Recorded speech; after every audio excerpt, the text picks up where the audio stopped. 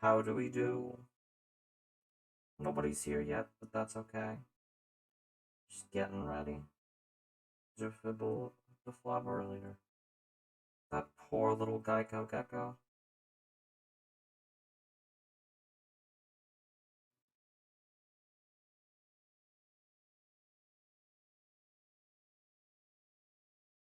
Can I please have the link? Can I please have the link? Good night, please.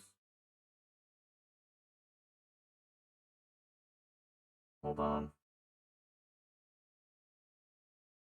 It's not saying I went live.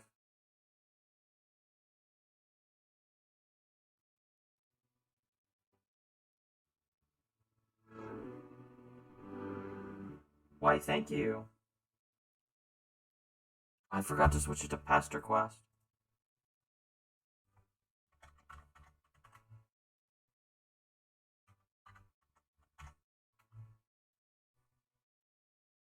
There we go. That should be better.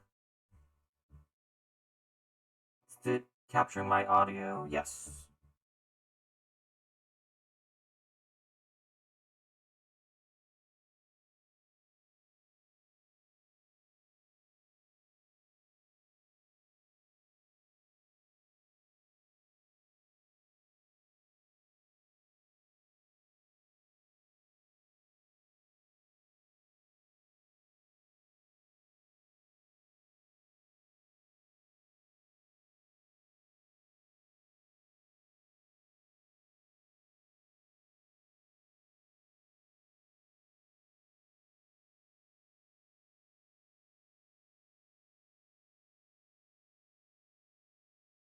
Good boozy.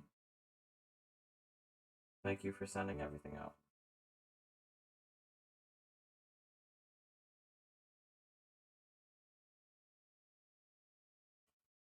Now I just wait for Jasper. Because I want Jasper to be in chat.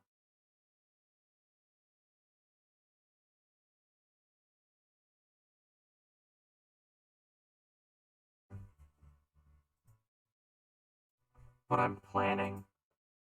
Dumplings. Hi, Jasper.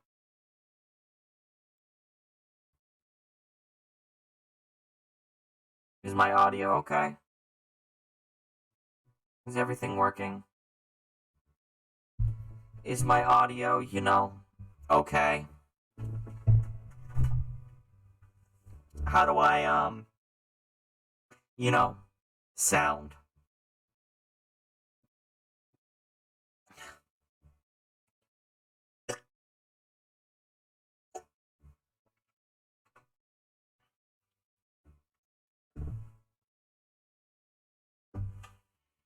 Is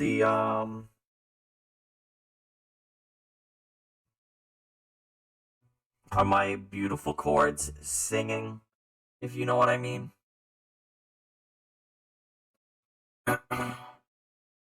Okay, perfect. I'm going straight into the Jake route.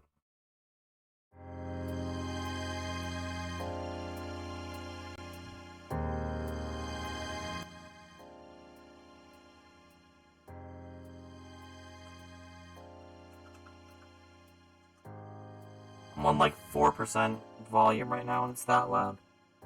All you wanted to do was make a new friend, and now you're running like hell from a giant white creature with two eyes, each sporting a single garish eye, kind of like a cyclops.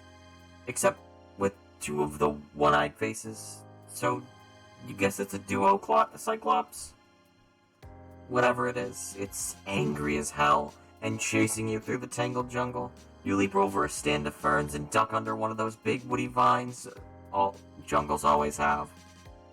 After befriending Jane, you ask her for the names of some of her friends.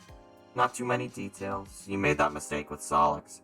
It's the little tantalizing friendship of Moose-Bouche to get you started.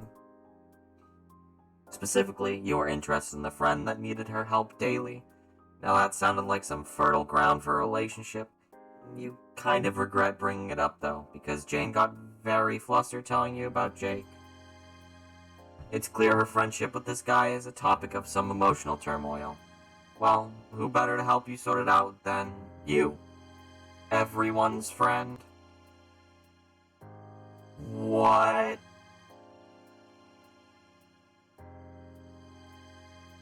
Did I just do?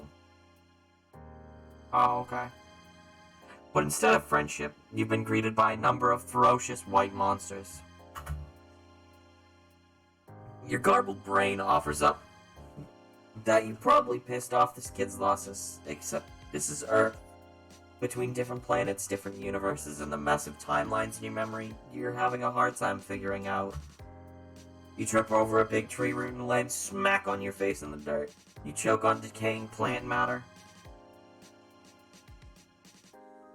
clawing at your throat, and you choke on decaying plant matter, clawing at your throat, and roll over onto your back, just in time to see that the duoclops about to bring down one huge foot right on your vulnerable little body. Are you allowed to start over if you haven't even made a branching choice yet? You cover your eyes.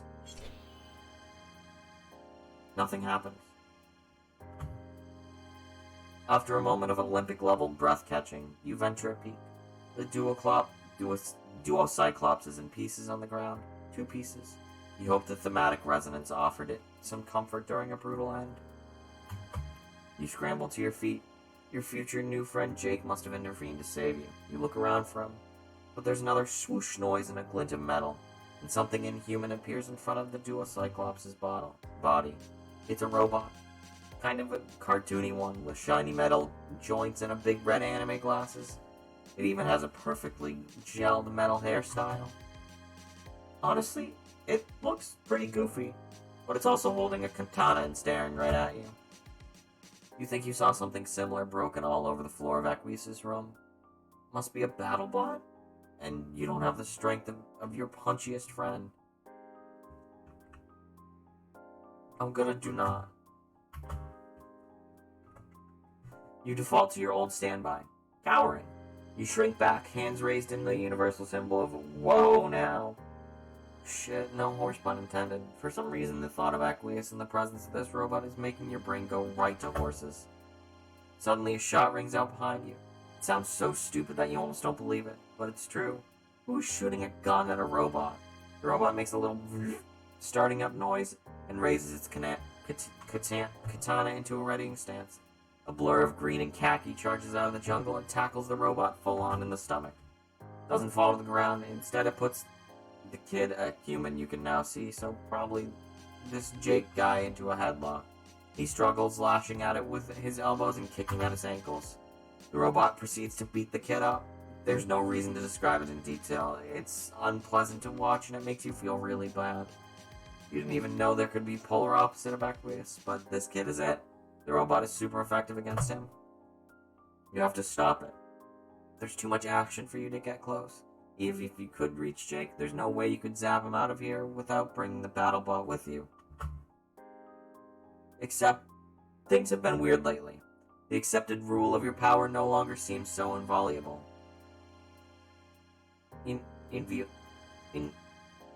Inviolable. Word. Maybe you can just do it. You close your eyes and you think really hard about bringing Jake with you. When you open your eyes, a young man stands in his bedroom. Wait, is it Jake's birthday? No? What? You shake your hand in consternation. Anyway, you manage to bring Jake, and only Jake, into the house. He stands there, clutching his side and panting, recovering from a robo beatdown. The guy's bedroom is so covered in movie posters, it's hard to even see the shape of the walls. The floor is littered with weaponry. A lot of kids you've met live like this, basically lounging around in piles of detritus pertaining to their character-defining interests. Great. Me playing Call of Duty is just me slowly transitioning into Jake.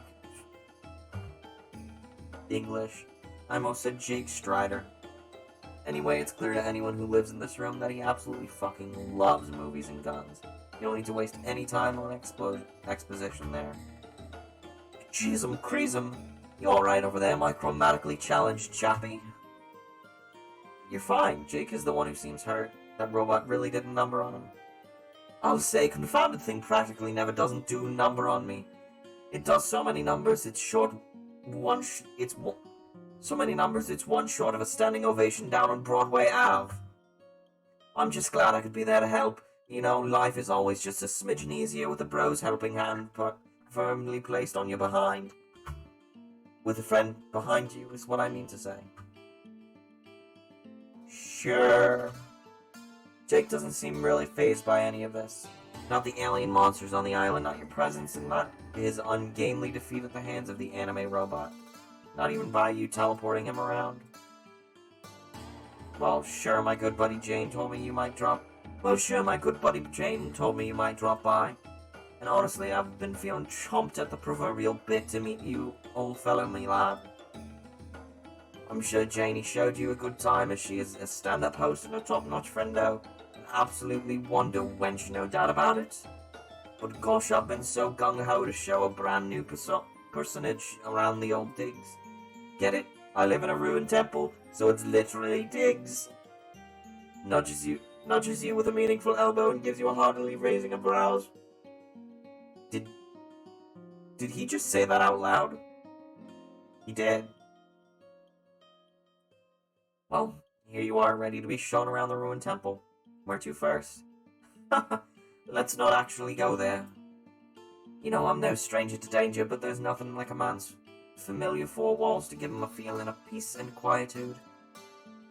We'd better hide out for a bit, just a tactical withdrawal whilst my robo-buddy and the usual monster menagerie are out and about. Right. The monsters. The monsters that are monsters. The monstrous monsters. You can't help but notice that this is the same island where Jade lived, but instead of one big white creature custodian like Beck, Jake has lots.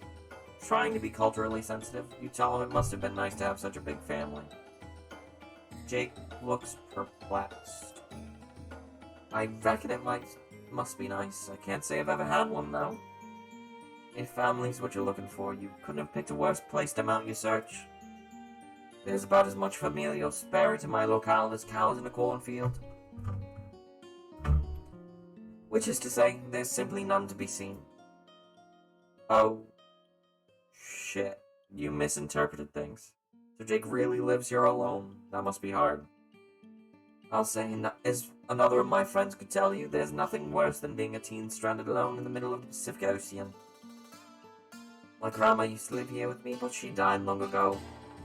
You think of your friend John, or rather his corpse, standing ceremonially in Jane's living room.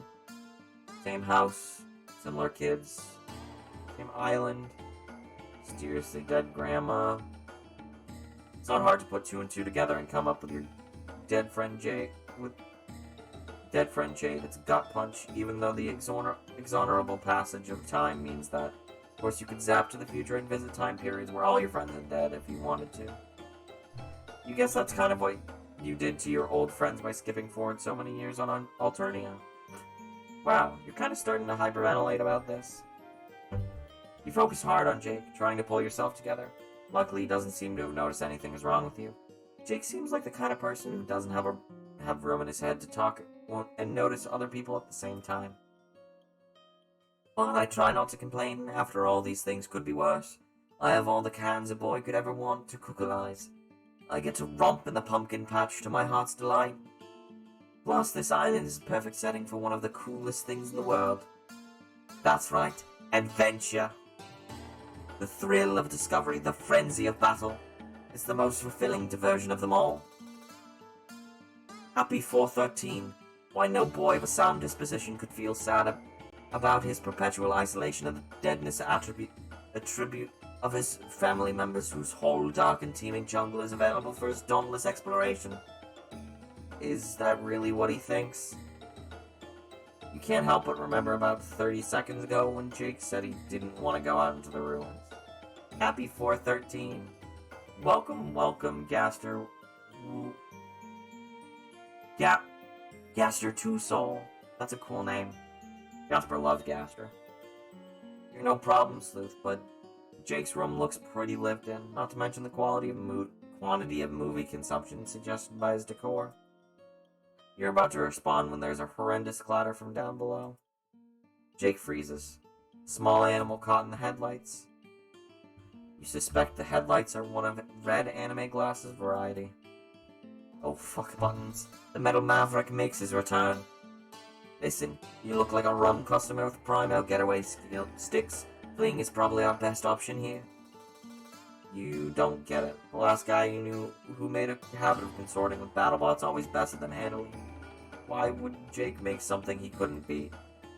Oh, jumpin' Jehoshaphat! I'm touched by a high opinion of my robotics know-how. No, I didn't make the Brobot, my best buddy did. He's a genuine whiz with all the tech of all kinds, and a real thoughtful guy, even though sometimes I wish we would apply some of the big brain books to helping me out just a touch more.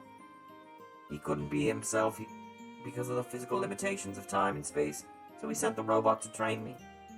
It's really nice if you think about it. I mean, at first I thought it was somewhat overbearing and unnecessary, but after Dirk explained it to me, I got that it was his way of being nice.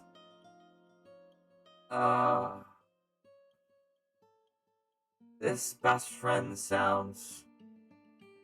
Huh.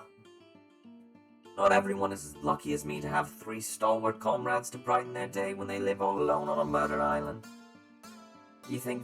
When you think about it, I'm just about the luckiest gent who ever stranded in the Pacific with a passel of ferocious monsters and a killer robot. Yes, someone could say that. If that someone was Jake. Another harsh sound from below reminds me of the urgency of the situation. You'd easily teleport the two of you out of here, but... well... The creepy biotech chittering noises of drones still echoes in your memory. You've had some bad experiences trying to escape a killer robot with its eyes set on a friend. Escape via teleportation seems like a temporary solution at best. Sooner or later, Jake's probably going to have to face the robot. There's some way the two of you acting together could take it down. Ugh, you don't understand. It learns from your actions. Anytime I've started to get the jump on that dad-burned chrome as an ass sucker, it's just turned around and given itself a thorough school feeding on the topic of kicking my sweet Bippy. If we fight it together, it'll just learn how to fight 2 people. And then when you leave me all by your lonesome, I'll be up shit creek with nary a paddle to be found. It's like that robot in The Incredibles. Except, instead of being an absolutely fantastic work of cinematic art, it's my real life. I'm slowly switching into an Irish accent by accident. Jeezum Creasum, Jake's friend is among the worst gift givers you've ever seen. There's just one thing you can do if it's a hasty retreat that isn't what tickles your biscuits. If we could find a way to turn on novice mode, it'll be easier to deal with. I usually don't do it, but I'd hate to subject a guest to the violent vicissitudes of a robotic rascal. I just can't remember how it's done.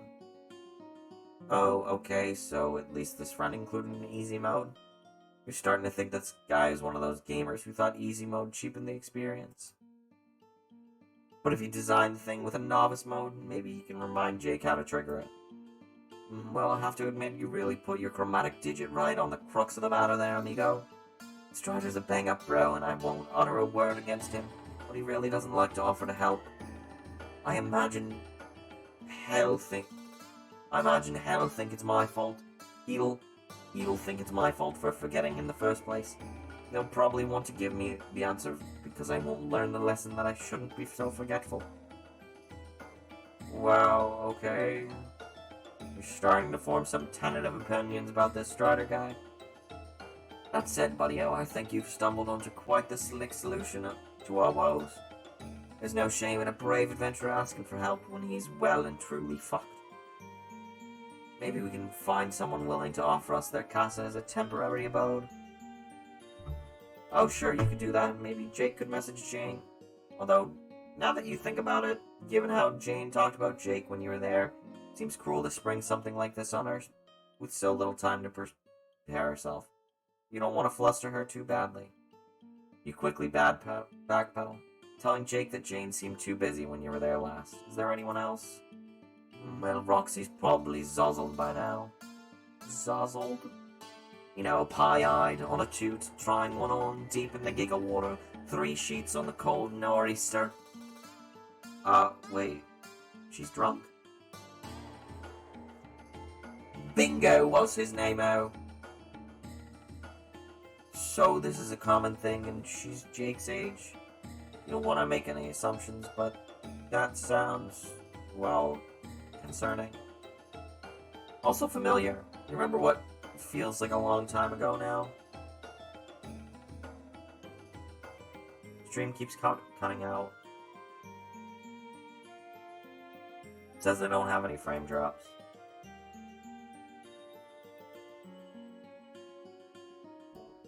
Maybe this will fix it. Maybe if I turn off the voice changer.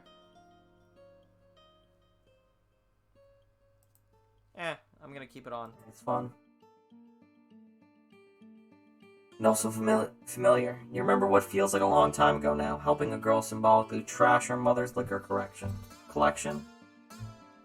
Of course, alcoholism isn't that rare, but still you're starting to feel like there's something strange about all the convergent circumstances. Anyway, is Jake sure his friend is okay? Oh no, it's nothing like that. Roxy's just a fun and wacky gal. Haha!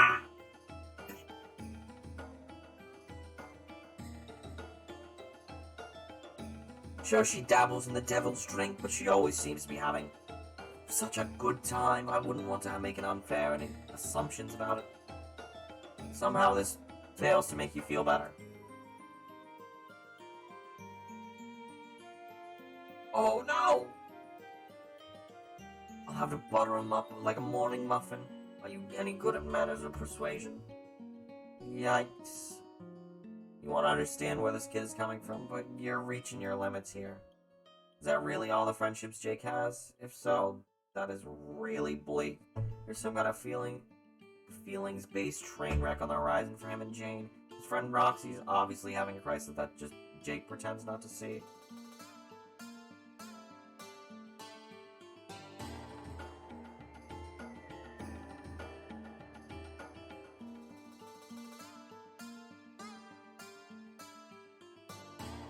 And his friendship with Strider has more red flags than the People's Republic of China. Okay. Is this what Jake is willing to put up with just for companionship? He just pretends he doesn't see the huge issues in his friendship to keep the peace. Is this what it looks like when someone is so indiscriminately hungry for affection that they're willing to go along with anything to get it? You've had it about enough. You tell Jake you can't stand this anymore. This life that he has is no good, not even close. He lost his family and he's scared to leave this house. His only companion in real life is a robot that's programmed to hurt him, and he thinks it was a gift. It's a gift! He seems unwilling to face the glaring flaws in his closest relationships.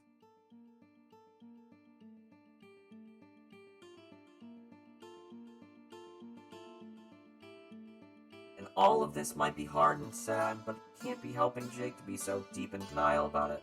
You can't just cover this all up with cavalier optimism. There's no way that's the best way for him to live. You understand it must be scary when there seem to be structural flaws in every one of Jake's support pillars, but addressing them is the only way anything can get better. Because this hiding out in his room all alone and pretending he has the support he needs is not sustainable. You don't say this part, but if he keeps going along with what the other people want him to be, you're scared that he's going up for what's going to happen to him as he grows up. That can't lead anywhere good. After your rant, Jake stares at you aghast. You start to feel bad. Yes, he probably needed to hear those things, but you could have guided him more gently. You're usually an expert in encouraging people slowly towards emotional growth. This kid really got under your skin. But then Jake's face crumples. You're absolutely right. Oh, I am lying to myself. I manicure the image of myself as some brave adventurer, but I don't go out into the ruins unless I have to. I suppose on some level I suspected that I have things with Jake and Roxy and Dirk weren't exactly Jake. Wait, what? Oh, it's like a word that means good. It's just plain English. Jake English. Anyway, I guess I didn't really realize how serious it was or how much I was really ignoring. Gee fucking Wilkers, it's not easy to hear that. All this came across loud and clear and to a complete stranger. That really makes me feel low. But I guess for a truly brave gentleman, the only thing to do is try and do better from here on out. It's scary, but I do want to be the kind of person who's honest and forthright, a real hero. If I'm not doing that, then I need to figure out how to do that. Holy smokes, you've really opened my eyes. Mixed mystery friend. Oh, yeah! You've really got a knack for spotting problems. Do you think you could stick around and help me do better? It's like asking the sun if it minds shining, helping people confront their buried issues and come out of it changed for the better. Why, that's the very thing you've desperately latched onto to give your life some kind of purpose. Yeah, I'm doing the Jake run. But something about this feels off. Was your rant really all it took to turn things around for Jake? Did you really just fix him? Doesn't seem right. Definitely not good pacing anyway. Jake is looking at you with big green puppy eyes. You have to make a choice. I'm scared. Of course you're going to help. Jake asked, didn't he? It's good to see you, Kay. Chaotic Lemon is here to say Jake English. I don't know what I was trying to say. You think through the old bag of friendship tricks, encouraging him to talk to people about his feelings. Probably be good, but it's a little complex. He has 3 different relationships with these kids, all with their own set of problems. And you're not convinced that Jake is really up for confrontation yet.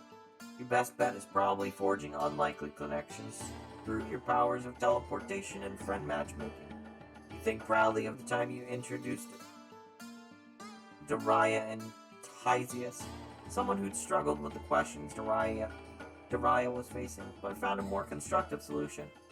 That's what you need. Not someone similar to Jake, but a good foil. Someone who will be able to call Jake on his avoidance. You need the ultimate pull-no-puncher, an expert in tough love. You need Briska Circuit.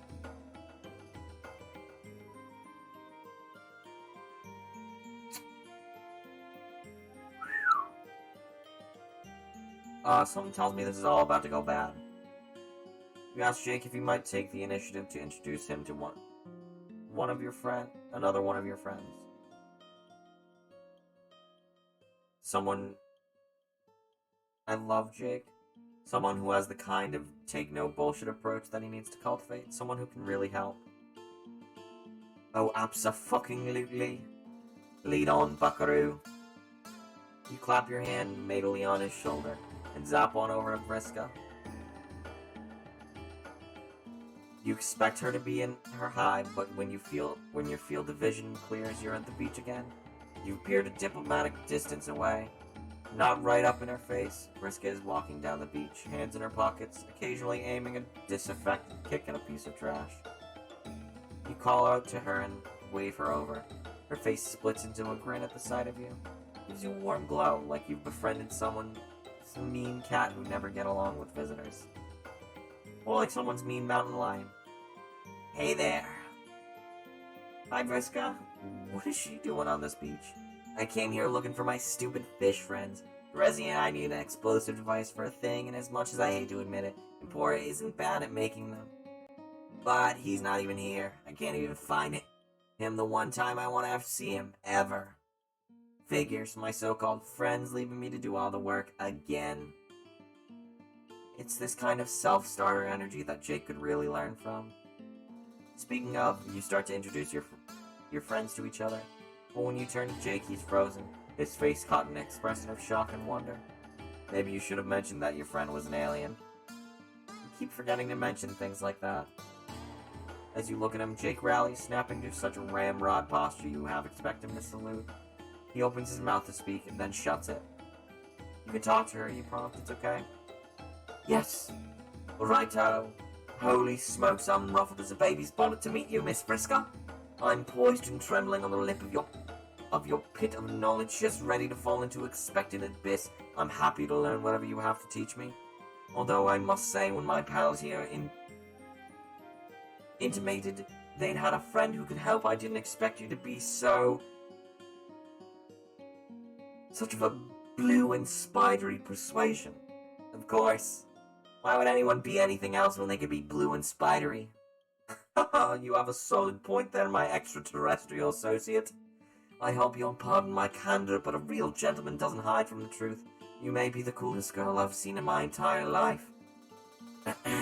Cleared his throat nervously, hoping he didn't overstep. Well, I can't say I'm surprised to hear it. Feel free to keep listing things that are awesome about me. Despite his professed admiration for Vriska, however, Jake isn't listening. Hang on, wait, technically the other girl I've seen wasn't my grandma, but if you know what I mean. It's kind of disrespectful to refer to one's own grandmother as a girl, so I didn't mean her. Gosh, I seem to be rambling, but I hope this is a radiant exemplar of the kind of being true to myself I hope to cultivate as a regular habit from here on out. I think it'd be very brave to just keep being yourself even when things feel awkward, don't you think so?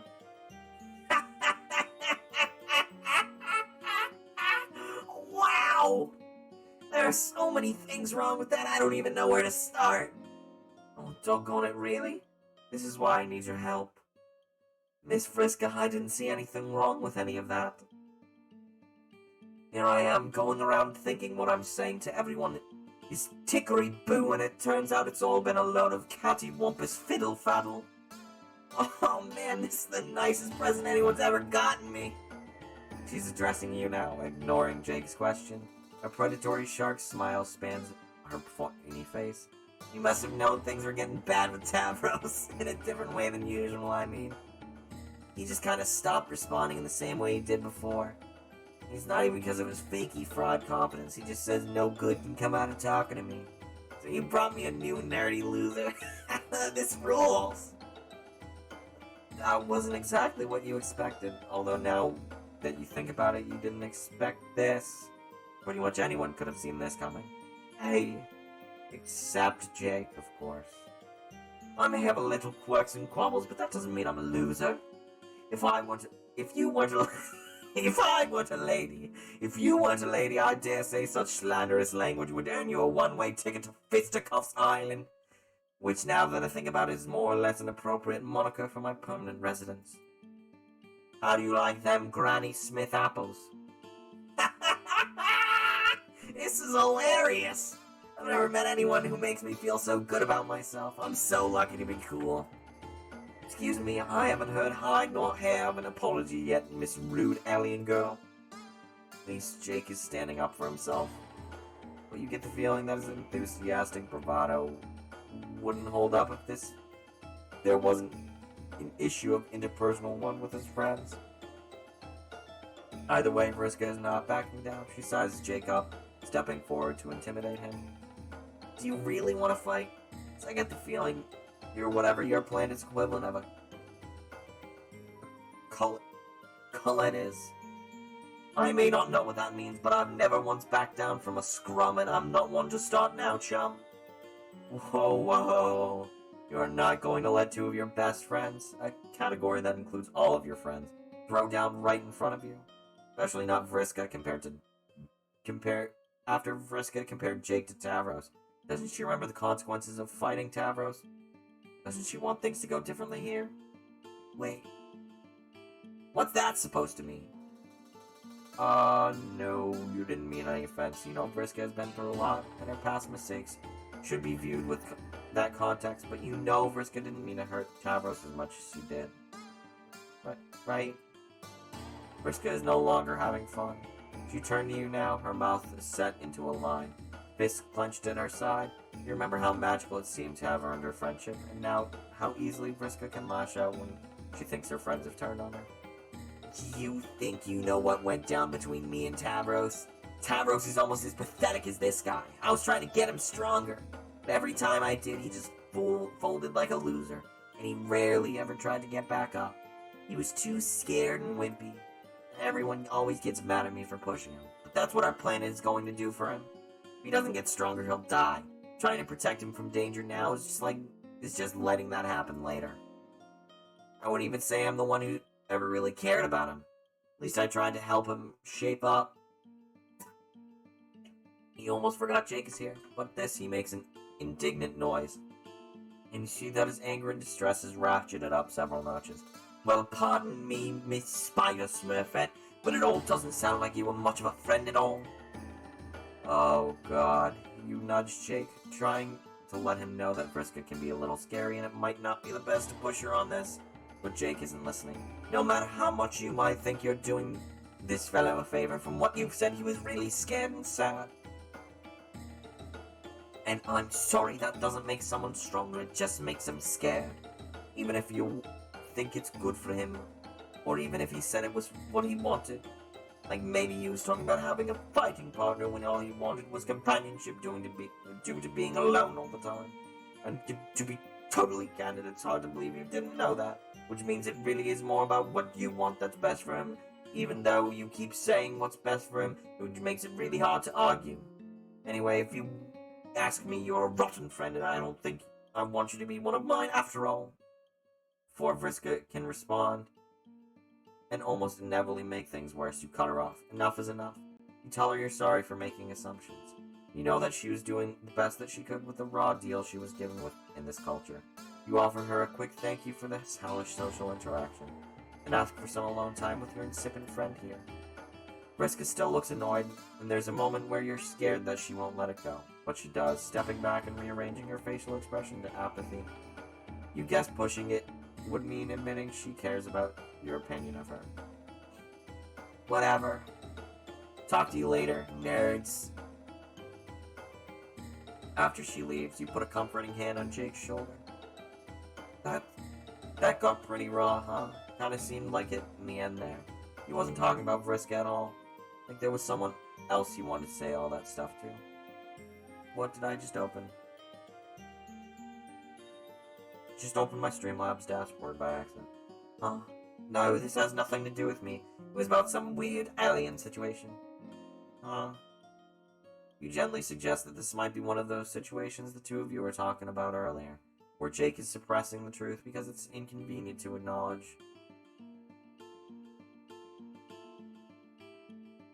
You know my answer is gonna be Jake.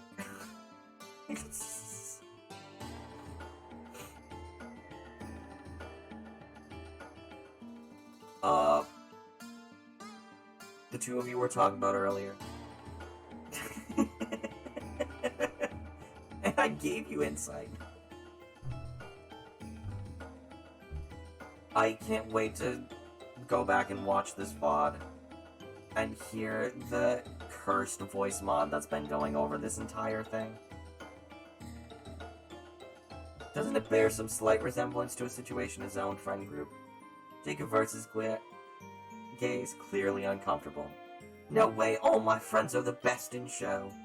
And even if what you're implying was true, it's different when it's your friends. A man can't get by without his bros, so sometimes he has to make allowances. Certainly, let's say, eccentricities are just what you have to put up with when your best friends are involved. No, they're not! You're allowed to hold your friends accountable. This is weapons grade interpersonal truth you're spouting, but Jake doesn't look enlightened. Instead, he's growing red in the face with indignance. What would you know about it anyway? Not to be rude, but it's a very personal situation between a fella and his buddies. I don't think I appreciate what you're implying. You don't want to get too frustrated, but Jake did ask for your help. The two of you came here because you were going to face up to the hard truth about Jake's life. Doesn't Jake want to do that?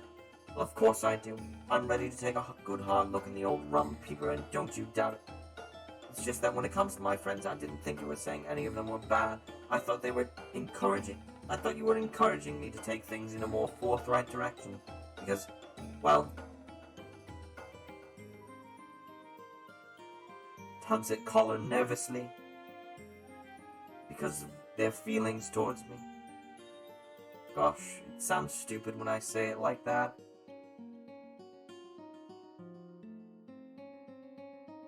I hope you know I'm not some kind of pompous braggadocio making myself out to be some slick Casanova type.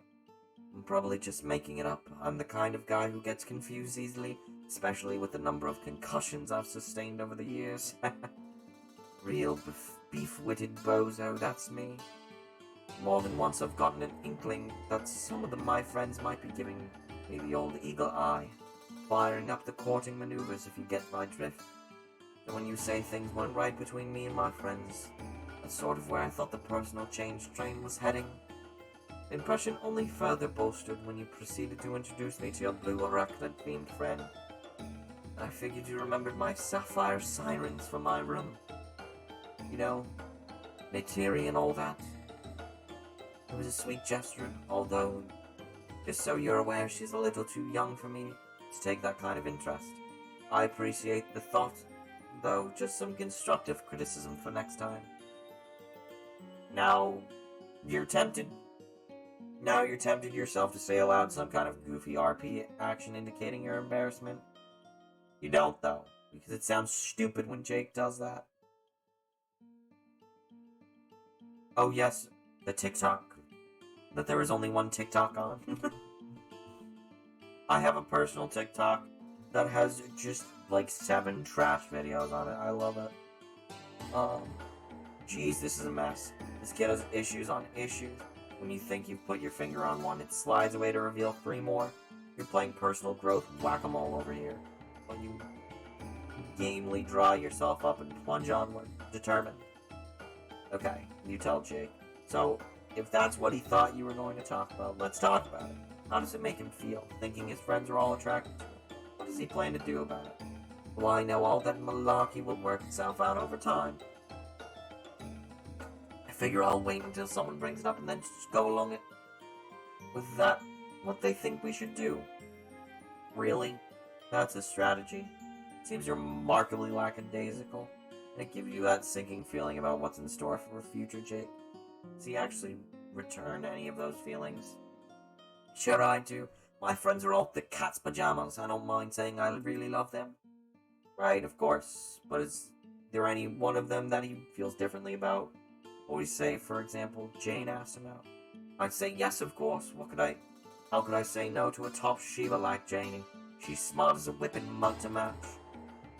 Alright, and what about Roxy? A fellow would love to be daft as a doorknob to turn down Roxy. She's a genius tech hacker spy like in all my favorite movies. And Strider. Are you kidding me? Strider's my best bro in the world and a mighty strapping gent. Wow, we're getting into it. I can't think of any reason to say no to a proposition like that from my best bud. The way Jake conceives of things is just far enough off from your viewpoint. Can't help feeling like you're passing by each other without really connecting. For example, he doesn't really have a reason to say no to a friend asking him out. It comes down to his feelings. Does he really have strong feelings for any of these people? You're holding Sam and Lucio, 2 parts of Chaos Crypt hostage. Shame. Like, stronger feelings than he has for Neytiri. Whoa. Hey, now that's not really fair. Neytiri is the perfect woman. No, you insist. It is fair. If someone has feelings for him, he should not be with them unless he has the stronger feelings for the real flesh and blood person than he does for the poster of Neytiri. It's important. Uh-huh. If you put it that way, I don't know if I've ever had feelings like that. I don't know if I'm even capable of those feelings. If that's the case, then he needs to be prepared to tell his friends that. It's not like he has to have those conversations now, but someday the feelings his friends have need to be addressed, and needs to be ready to turn them down. He needs to make these decisions. He can't just wait for things to resolve on their own and deal with the consequences later. Huh? Wow. He doesn't sound nearly as excited about personal growth as he did before. He just sounds dejected. Sam says, help me, Jer. I need help. I need to be saved by you, Jer. Lucio says, Among Us. Sam, I will save you later.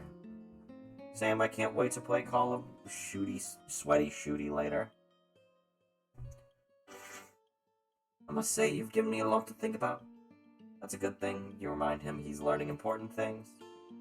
Well, sorry, but a lot of people tell me it's important for me to learn various things.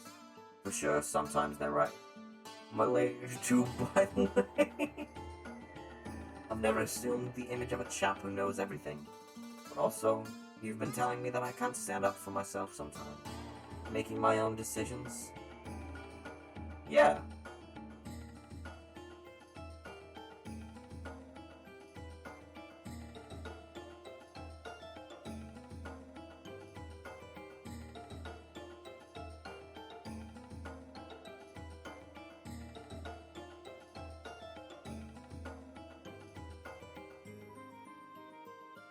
Hold on.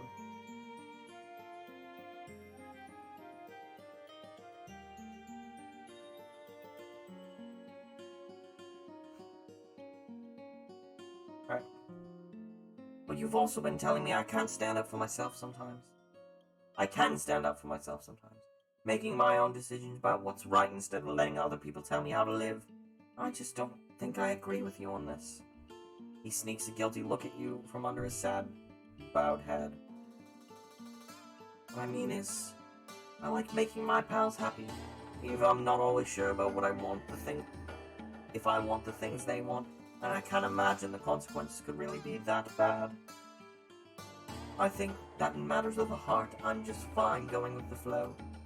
No offense, but the way you're advocating I go about it seems hard and sad. I don't want to hurt people. I really think it's... Thank you, Jasper!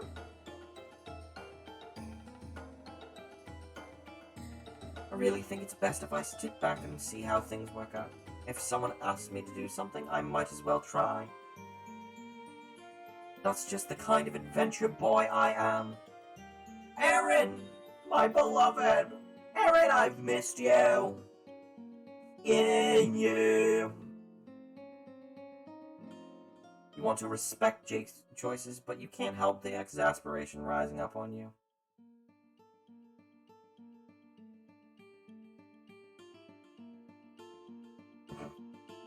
Sure, he can't decide how he wants to conduct his friendships. Wait, holy shit. Is the correct thing on?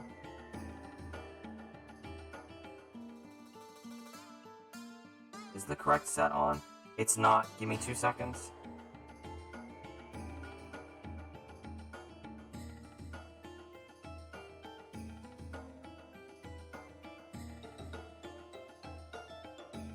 Oh god.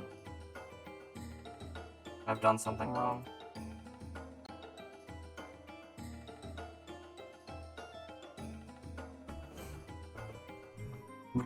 Excuse me.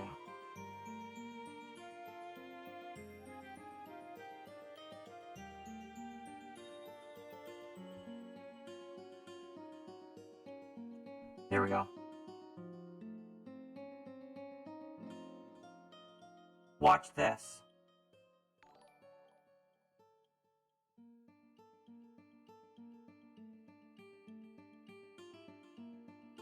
I replayed your notification, but that's what our notification looks like. It's been like that since we started. Haru hosted last night. I was testing a notification. Sorry, Jasper. You want to respect Jake's choices, but you can't help the exasperation rising up in you. But the approach he's taking about it is really unhealthy. If he wants to do what's right by his friends, he has to be honest with them and himself. Otherwise, it's not fair to anyone. I see what you're saying, but if you want my 100% bona fide opinion, I don't think I can do that. I guess we had different ideas about we were getting into this. He can do it though, all he has to do is try. Jake is shaking his head. I'm sorry, I know you're really trying to help.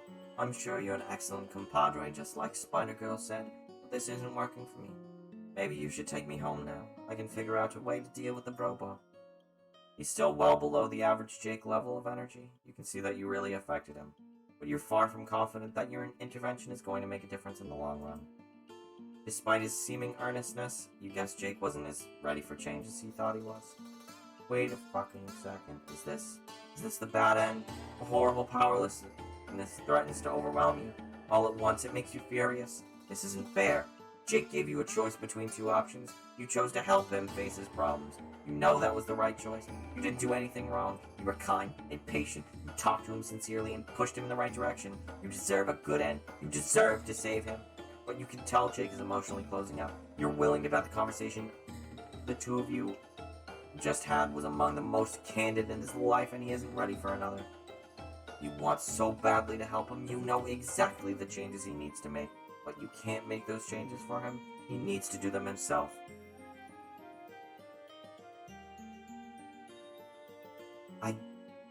He's just not ready. Maybe he'll never be.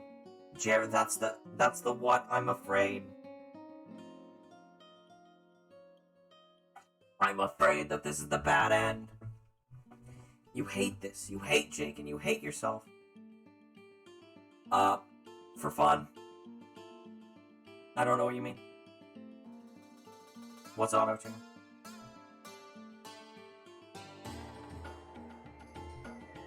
Making people's lives better is the one thing that's given your piecemeal existence any meaning. And he's taking this away from you. His stupid inability to face his issues is ruining your life. You linger as long as you can, but you know you eventually have to do it. You gotta take the L. No! No! Shit!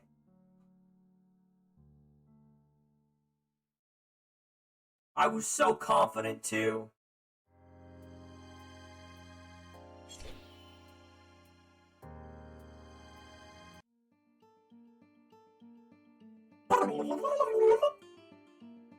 You're about to say yes. Every part of you is straining to say yes and fulfill your life's purpose.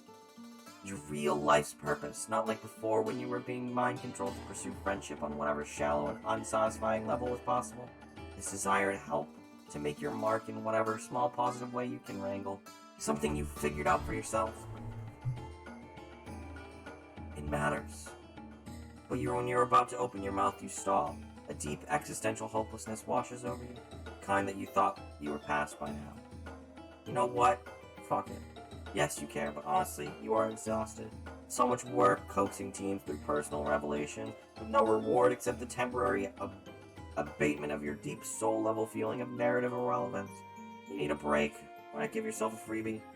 Tell Jake that you don't think he needs your help. It's enough for him right now that he's realized there's a problem. There's no need to swallow down all your personal growth pills at once. Yo! Among Us! Among Us! Bros have, thank you. Thank you for giving that to Aaron. Jake looks absolutely relieved. Among Us. If I can shoot straight from the hip, that's exactly what I was hoping you'd say. I think you've done enough already too. This has been a great talk. I feel like we're really firing all cylinders friendship-wise. If you were a past version of yourself, that would make you really happy. Instead, I now have more gift subs than Jasper. Oh yeah, you're one ahead of Jasper right now.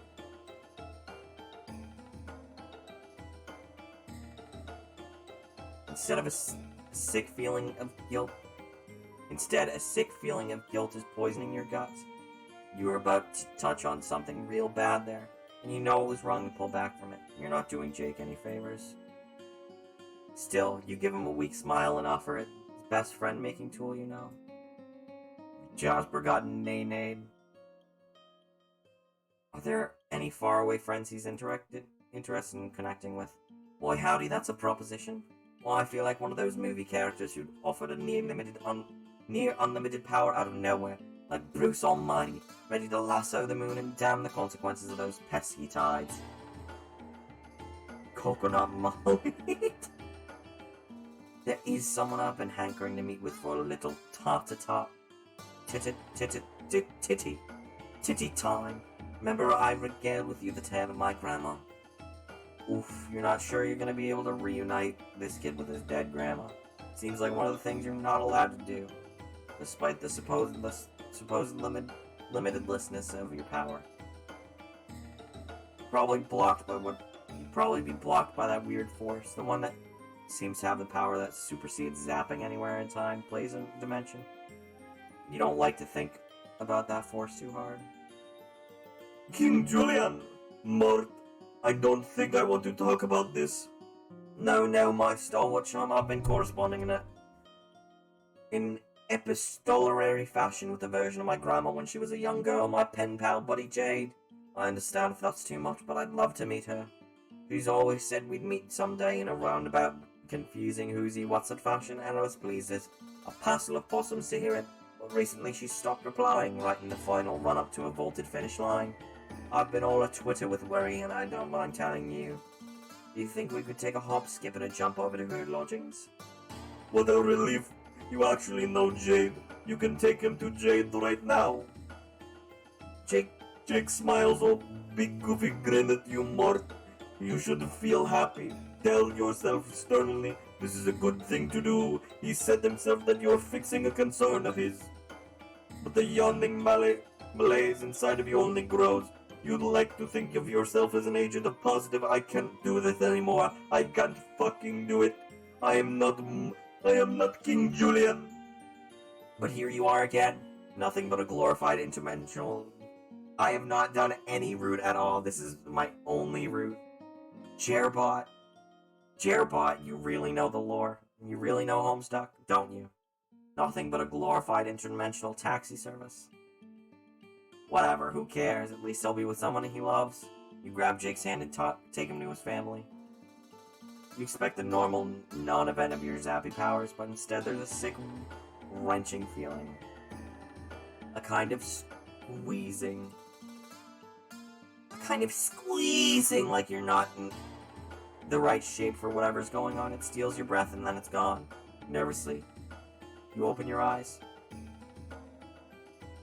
What? The fuck? Does this have to do with your powers are changing? Sure, you were distracted and gloomy. I just like to press the gift to sub button. Gloomy when you were zapped, but you have no idea what just happened. You're not at Jade's house. Wherever you are, it feels deeply wrong. The wrongness jingles through your bones and teeth like the vibrations of a jackhammer. You're not supposed to be here. You have to get out of here. You grab Jake with a grimace and zap more carefully. There we go. You breathe a sigh of relief, which is sadly cut short as you turn and see Jade shoving a muzzle of a rifle in your face once again. You back up, hands raised. Jade, no, it's just you, her friend. You've been through all these wacky misunderstanding shenanigans with firearms. I know who it is. I just think you shouldn't be here. What? Don't get me wrong, I appreciate everything you've done for me. You have no idea what it means to be able to meet my friends in person. But the last time you came here, things got dangerous, and I started to wonder if you have any idea what the consequences of what you're doing. Okay, there's obviously something she needs to get off her chest, and you want to hear it. But can she put the gun down? You both know she's not actually going to shoot you. Alright. I guess the gun was a little over the top, but you startled me and I got really mad. Ever since you left last time, I've been thinking about what you did with me and Dave. Even though Beck didn't stop you, I don't think he wanted me to be traveling around like that. I know you're a nice person, it doesn't mean anything bad, but I think it's impossible to have powers like yours without being a little corrupted by them. When you mess around in our lives, that can have serious consequences, but you always leave afterwards and you don't live out those consequences with us. It was great to meet my friends, but you know what? I would have met them anyway in the game. I can't help thinking it would have been better for things to play out like they were supposed to. So I'm sorry, but I just don't want you interfering with my life anymore. I think it's for the good of everyone if you leave us alone from now on. Hurts to hear, but how could you argue with that? You tell Jade that you don't want to do anything that makes her uncomfortable. It's just like one little thing that you maybe already did. You gesture to Jake. He's huddled behind you, clearly having second thoughts about this. Maybe it's the gun, but then Jake is also pretty comfortable around guns. Probably it's just the fear of mortifying ordeal being known. Who the fuck are you? You watch as he clears his throat and fidgets, his hands twitching at his sides like he's thinking about hanging onto his own guns for comfort. I'm your grandson. Jake! That's me. Jade bursts into tears. She flings herself towards and throws her arms around Jake. Oh, I know I just said I don't want any interference, but this isn't fair. I can't believe you're here. Why am I giving Jade an angry John Mulaney voice? I don't think any of you are actually understanding that it's a John Mulaney voice because of the auto-tune, but I'm dedicated.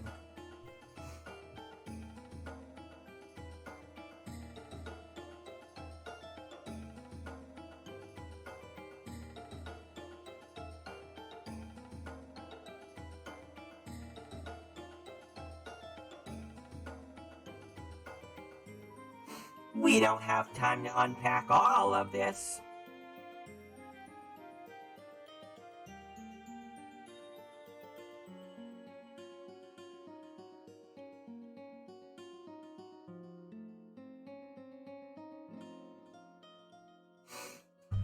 I was sitting over there on the bench. When they pull apart, Jake's eyes are watery as well. He's taller than Jade, being a few years older, but from the shy way he looks at her, you can tell he still sees her as the authority figure here. You can suddenly see how much Jake must have admired his grandmother. Fine, you're still in a mood, but this is heartwarming as hell. You intentionally tune out the conversation a little as Jade and Jake gush at each other. It seems really private. They're family, after all. I don't have any place in this conversation, with only adds to your frustrated feeling of being help blocked. It's great that this is making Jade and Jake so happy, but it really has nothing to do with you after all. I guess I can't really give you the tour since you grew up in the same place as me. But maybe we can take advantage of this opportunity. We both grew up alone, right? Isn't there anything you always wanted to do, but you couldn't do it with only one person? Holy hell, Jade, that's a rip snorter of an idea. You've got a splendiferous mind up there in that nugget of yours. Ah, hey, hey!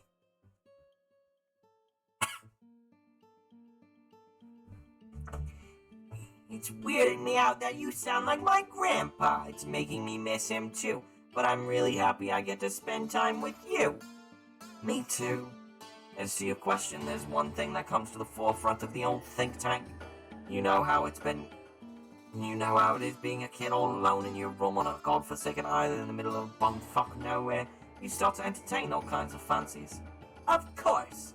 There's this cosplay I've been trying to make work for years. I'm not very good at cosplay, and I haven't had anyone to help me bring my vision to life. Is that the kind of activity you'd be suited for? Oh my god, I would love that! What's the character? Only the bravest archaeologist / adventurer of all time, Laura Croft. Oh, wow. So you want to be a sexy Tomb Raider. I'm turning the voice mod off for a second for that. So you want to be a sexy Tomb Raider. I think I'll have to stop picturing you as my grandpa. Okay. But I would love to help with that. Yeah, Hachiko, thank you for the subscription. Thank you for the subscriber.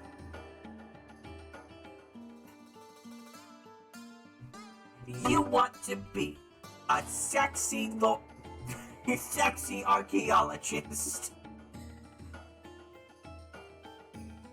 What a great ringtone. To be frank, Jade, I don't really think of Miss Croft as sexy. I know some unmanly rogues like to comment on the size of her bazumbas, but from where I'm sitting, she's a consummate professional. I just admire her moxie. I have a cat named Moxie. I'm sorry, I was just making an assumption based on her outfit, I guess. That was really rude of me. To tell you the truth, I have never seen anything sexy about shorts. I aspire to be the freedom Laura's thighs get to experience every day. I think it's a beautiful dream.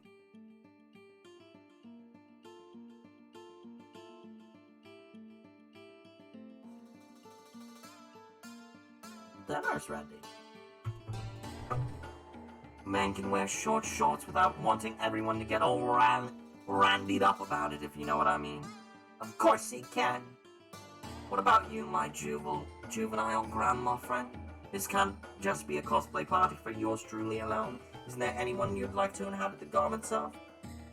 Not really, but it'd be fun to make a costume for me too. I want to be John Mulaney. I could be Mr. Coxcomb. He's my favorite man-throw chaps. Currently finishing the Bro Strider drawing and laughing over Jake wanting to cosplay Lara Croft. Jade turns to you, her demeanor towards you has considerably softened. Hey, I'm sorry I was so mad earlier. Honestly, I was scared of what you were doing. It really shook me up to find myself on an alien planet. It felt like we shouldn't be doing it. But I shouldn't.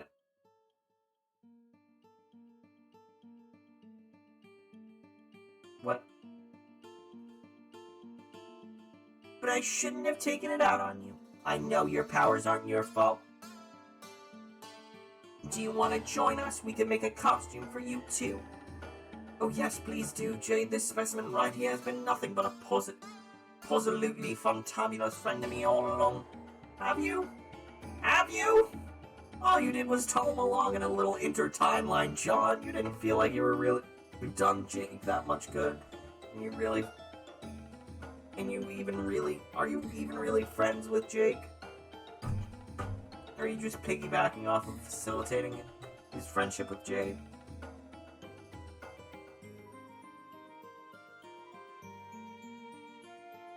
It's fine, you guess. Things are going fine, even well, but it feels really unsatisfying. No real nutritional value. You don't feel good about what you've done, but you guess you might as well get a cool costume out of it. You tell Jade and Jake you know exactly what you want to dress like. The three of you set to work together. Yeah. Yeah. Yeah. Yeah.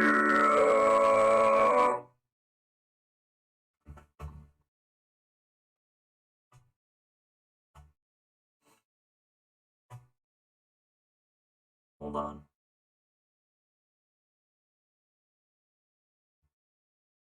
Hold on, let me get a funny voice.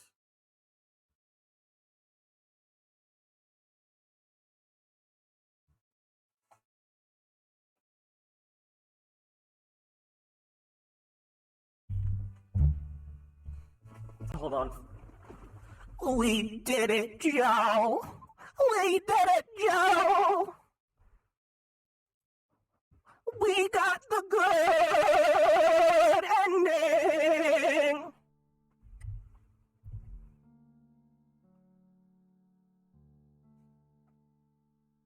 Alright.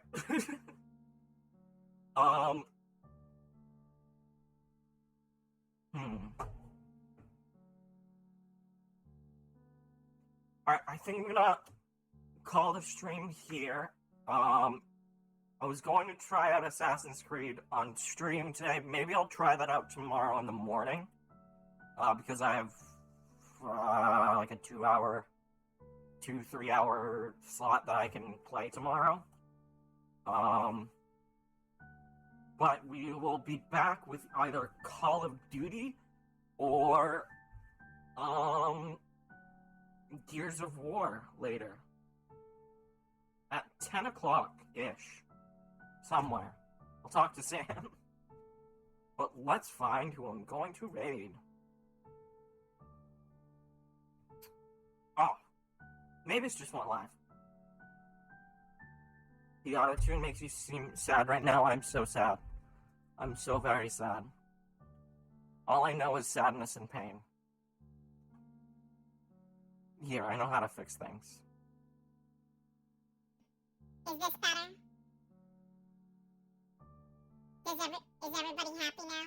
Do I sound happy now? Good, I sound very happy now. Alright, so I'm going to type in /raid Mavis the Dark. I'm going to go raid Mavis, I'm going to go have some dinner, and I will be back in a bit with Sam and possibly Broseph, depending on what we choose to do. Thank you everybody thank you to Hachiko for the subscription, thank you to Broseph for the gift subscription, thank you to Jasper for the gift subscription, and thank you for coming out. Chaotic Lemon, it's nice to see you, and this was fun, and I